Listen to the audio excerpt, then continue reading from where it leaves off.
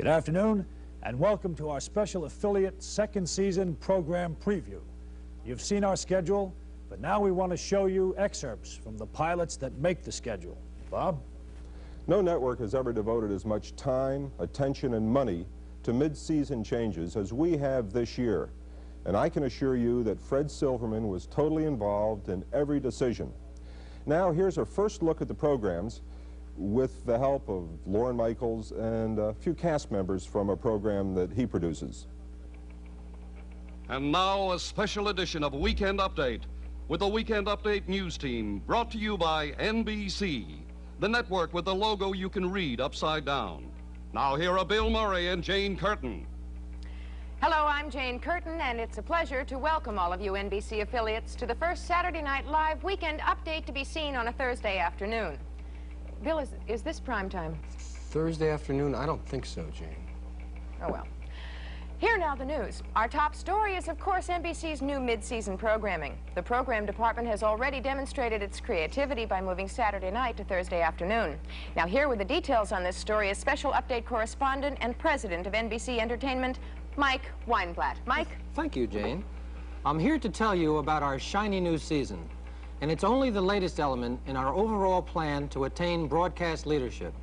Actually, it started last summer with the expansion of people and creative talent in our program department. The additions were well publicized in the trade. We established a strong comedy department and added to our staffs in the dramatic and TV movie area. Then we entered a development program larger than ever before in a mid-season campaign. Of all the three networks' program development, 60% was at NBC, and with about 50 projects to choose from, we scheduled and announced the most massive mid-season program change in NBC history. And that is just the first step in our rebuilding program. There is more to come. Don't leave us hanging, Mike. Oh, I won't. Let's take a look at the schedule in total. We scheduled 7.5 hours and 9 new programs. We have programmed against the leader in virtually every case. And we have added comedy to our schedule. Not just the obvious form, situation comedy, but in general, a light touch throughout the new regular series. We have cliffhangers, a larger-than-life recreation of the old movie serials, like Perils of Pauline. Supertrain, a comedy thriller Hitchcock style.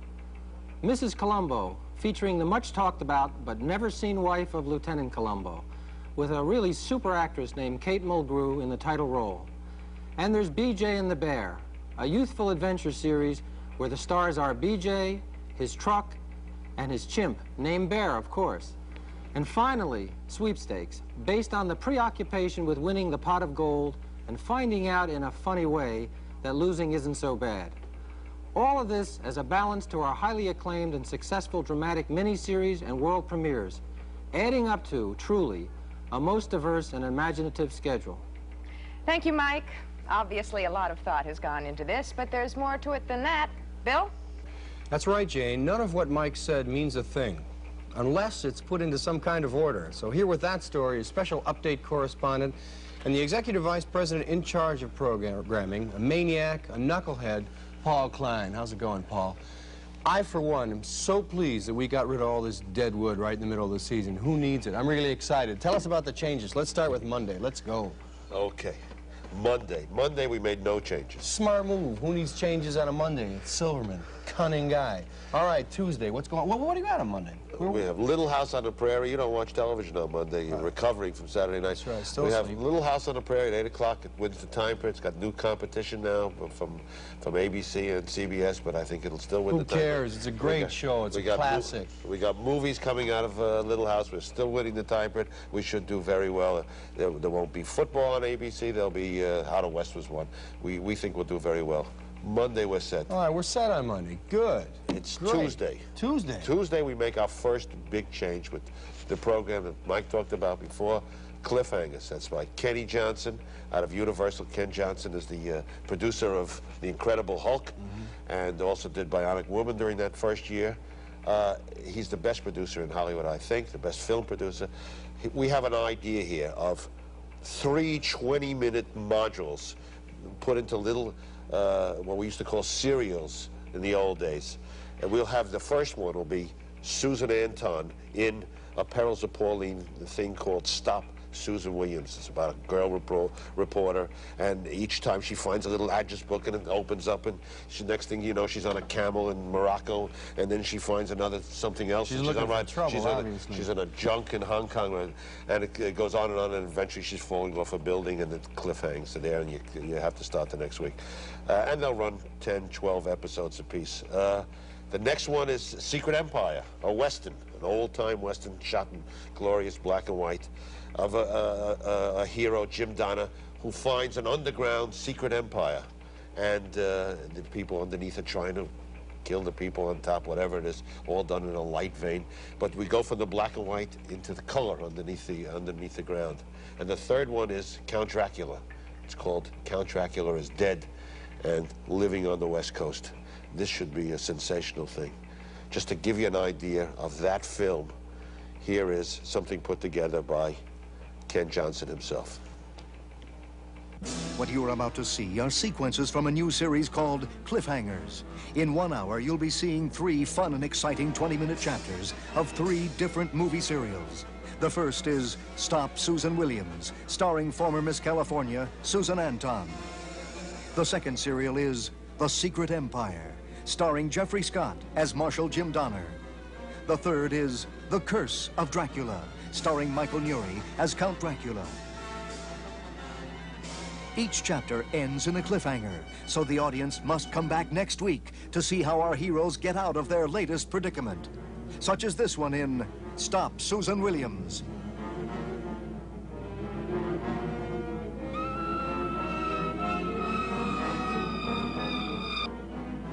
I miss Alan, too. He was one of the best reporters on this paper. I loved him like a son. His death was an accident. You saw the coroner's report yourself. You didn't hear his voice the last time I spoke with him. He said it was the biggest story anyone ever uncovered. A major international conspiracy to reap a vast fortune by an event which would shock the world. Yes, you told me. Well, I'm going to Marrakesh. And any place else I have to go to find out the truth.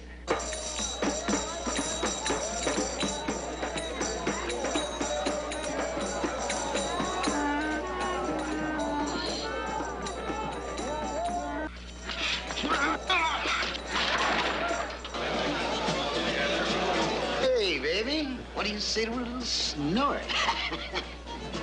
Excuse me, little snort. Could you tell me where Jack Schoengarth is? I'm Alan Williams' sister. So? He was killed 4 days ago. Take your tambourine and beat it, sweetheart. I think that you might have some idea who killed him. Listen, sister, keep your voice down. This is no Park Avenue penthouse. People still get their tongues cut out in Marrakesh. Well, then you tell me what I want to know, or I'll talk so loud that there'll be nothing left of you but a nicotine stain and a breath of alcohol.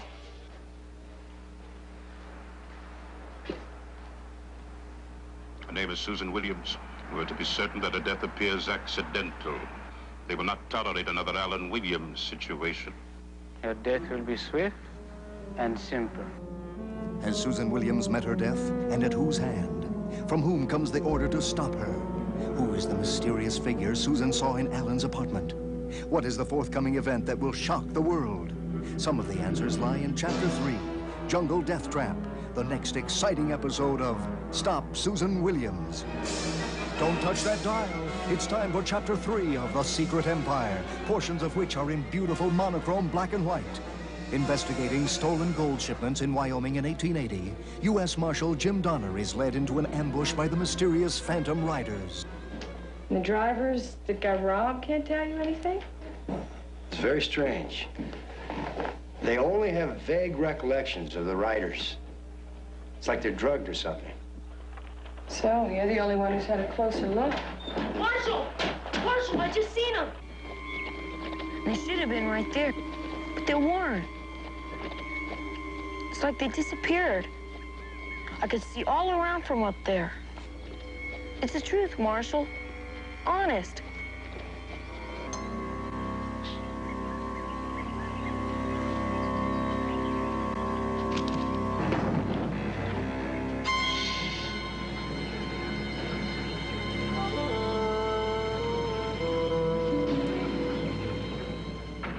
In that cave, Jim discovers an elevator that takes him down to a startling, futuristic city beneath the earth.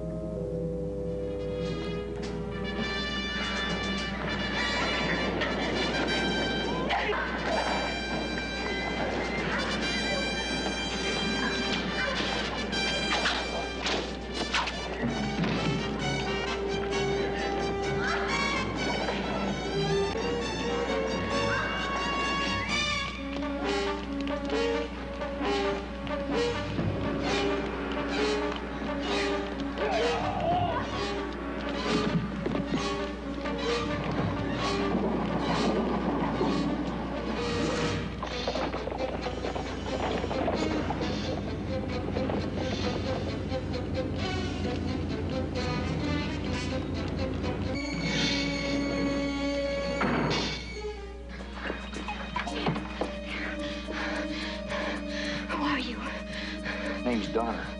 Jim. Thank you, Donner, Jim. They'll kill you if they find you. Who will? Thorvald and his followers. He's made himself dictator here. And now he's building war machines to extend his reign to the surface. But what is his place? Dangerous. Very dangerous for you, Donner, Jim.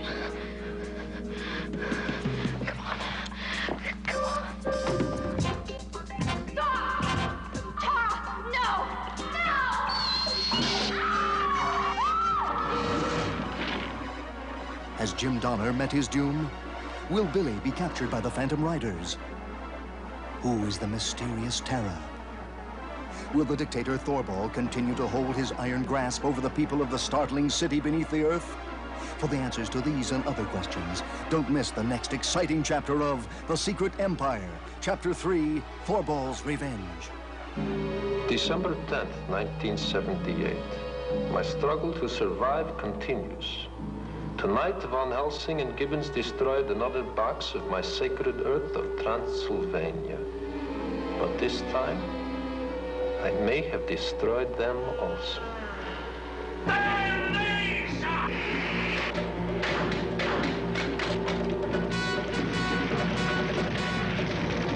Quick, the back door, come on.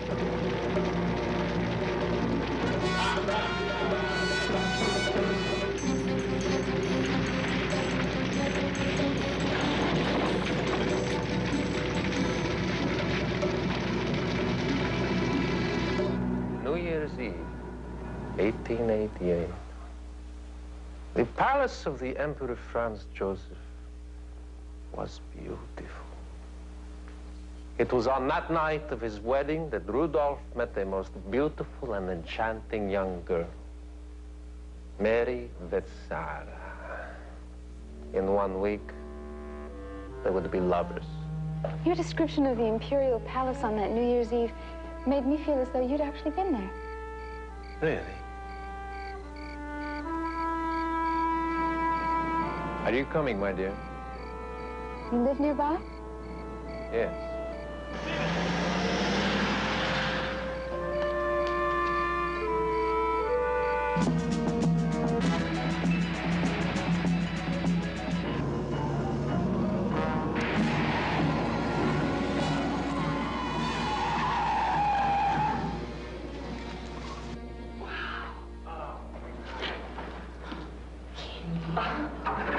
Incredible. I live quite well on a professor's income. I come from old money.